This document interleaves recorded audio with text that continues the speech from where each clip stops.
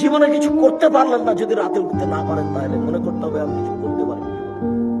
আসার যাওয়ার সমান সমান মানুষের বদনাম করে চলে গেলাম দুনিয়াতে। আর আপনি সহজ মনে করিয়েন না, প্রত্যেকটা বিপদ আছে সামনে।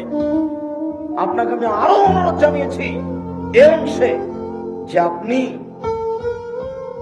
আল্লাহকে কিছু বলতে শিখুন। ভালো হবে, মানুষের কাছে কিছু চায় না, মানুষ বলতে শিখুন। রাতে উঠে সুন্দর করে উঁচু করে 2 কাজ সালাত আদায় করে যদি কিছু চান, স্বাভাবিকভাবে যদি চান তাহলে এভাবে চাইবেন, এভাবে হাত উঠে থাকবেন। উপস্থিত বৈঠকের মুসলিম বোন দেখেন এদিকে, আবার গল্প করছেন নাকি? আপনার সাথে আমার কথা শেষ হলে আপনি একটু থামেন।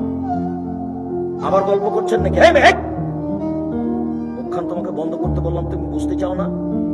স্বাভাবিকভাবে যখন কিছু চাইবেন তখন হাত উঠে থাকবে, কাঁধ সামনাসামনি, মিলেও থাকতে পারে, ফাঁকাও থাকতে পারে। এটা হাদিসে কিছু উল্লেখ হয়নি। বলা হয়েছে স্বাভাবিক হাত তুলে দোয়া হবে এরকম, কাঁধ সামনাসামনি। আর যখন মানুষ ইফতিহার